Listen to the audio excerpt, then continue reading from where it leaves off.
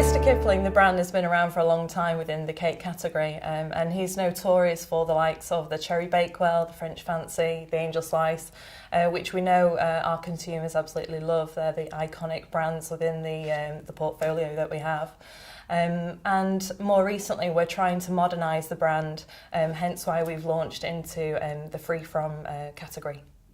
We know that the cake category is quite resilient actually at the minute, and we're not seeing a decline in any volume of sales, which for a nutritionist is actually quite surprising, considering the media pressure around sugar reduction and improved health and the obesity challenge that we have here in the UK. So what the cake category is trying to do to overcome that is actually we're branching out into smaller portion sizes. So we see there's a snacking trend, an on-the-go trend, where manufacturers are looking to make smaller portions. So we see sharing bags. And we know that this is what consumers are actually looking for, because we see the research tells us that they want a smaller portion of something which tastes great rather than something which has been reformulated with sugar and fat and everything taken out there. As the cake category evolves, we see Mr Kipling performing well in the likes of slices and individual cakes in response to consumers who want to snack on the go. So, for example, our iconic Angel Slices in a snack pack format.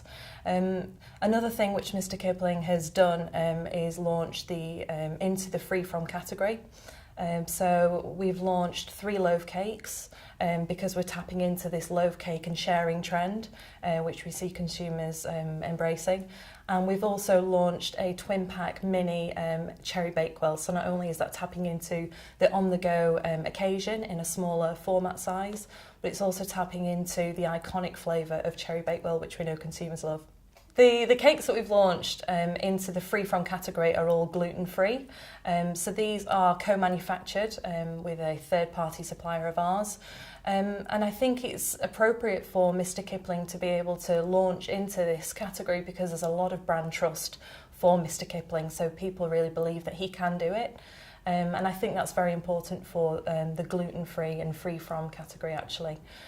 So the cakes can be found in the free-from aisle.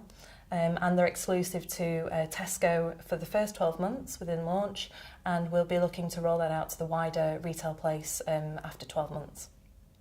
It's not easy launching into the free-from category. So for a brand like Mr Kipling, all our sites, we manufacture cakes which contain gluten. So this is a brand new territory for us. So we've been working hand in hand with a third-party supplier. And we've been learning lots from obviously their expertise and knowledge, and they've been guiding us through the MPD process. But we've been bringing the flavour and the innovation kind of around the products which we've launched.